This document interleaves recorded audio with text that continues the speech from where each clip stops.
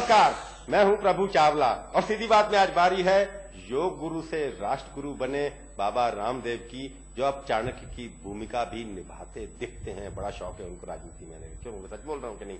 देखिए, मुझे देश योग की शिक्षा देखते थे आप डूब गए हैं देश। ना, राष्ट्र धर्म को मैं उतना ही पवित्र मानता हूं जितना मैं धर्म को पवित्र मानता हूं, और मैं देश को अपनी मां मानता हूं।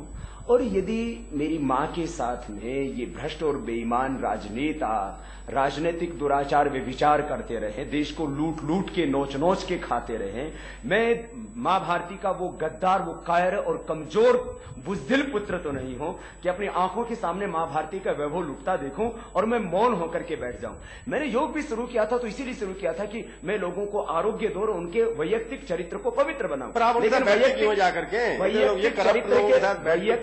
वैयक्तिक चरित्र के साथ में जो देश का राष्ट्रीय चरित्र का पतन हो रहा था उसको मैं और उभारना चाहता हूं। मैंने कोशिश की थी कि शायद वो भी सुधर जाएंगे, लेकिन मैंने सोचा कि भेड़िया कभी शाकाहारी नहीं हो सकता, तो इसलिए मैं देश के लोगों को जगाऊंगा, उनको उठाऊंगा।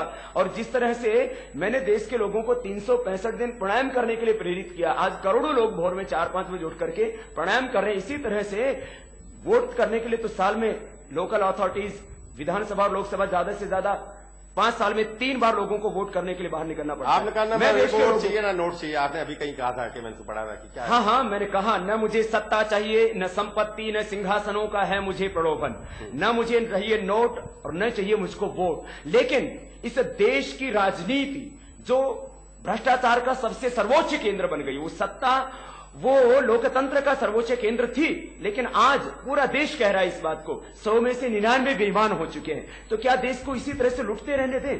बाबा जी, मैंने आपको लखनऊ में पहली बार इंटरव्यू किया था। उस वक्त मुझे लगा था कि आप सिर्फ योग के टीचर हैं, महान शिक्षा देते हैं लोकतंत्र से। अब उसके बाद लगता है इस बाबा के जो है बहुत रूप अनेक हो गए हैं। कौन सा रूप आपका असली है, कौन सा आपने मेरा नकली रूप कभी नहीं था। मैंने कोई बहु अब आप चाहते हैं कि सत्ता परिवर्तन में भी आप शामिल रहेंगे? मैंने कहा है कि मैंने अपना विराट रूप लिया है, और मैं ऐसा मानता हूं कि देश के हर नागरिक को ऐसा सोचना चाहिए।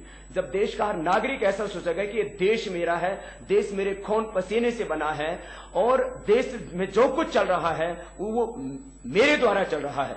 आज कोई एमएलए बनता है, एमपी बनता है, मिनिस्टर बनता है, देश का बजट बनता है, देश का स्टेट गवर्नमेंट का 9,09,444 करोड़ 75 लाख रुपए, सेंट्रल गवर्नमेंट का 8,16,000 करोड़ रुपए, लोकल अथॉरिटीज का सब मिलाकर के 19 से 20 लाख करोड़ रुपए जो सरकारें बजट बनाती हैं, वो मेरे और देशवासियों के पैसे से देश का बजट बनता है। तो वो हर वर्ष करीब 10 लाख करोड़ रुपए से ज्यादा का घोटाला होता है। 5 साल में करीब 50 लाख करोड़ रुपए बेईमान लोग जिम जाते हैं। आज तक लगभग 700 साल की गुलामी में देश को शायद जितना नहीं लूटा विदेशियों ने, अपने वतन के लोगों ने 50 से, कोई कहता है 50, कोई कहता है 60-70 लाख करोड़ रुपए तो स्विस बैंकों में जमा कर रखा है। तो क्या इसी तरह से देश को यूं ही लुटने दें इन बेईमान लोगों के हाथों? मैं आपसे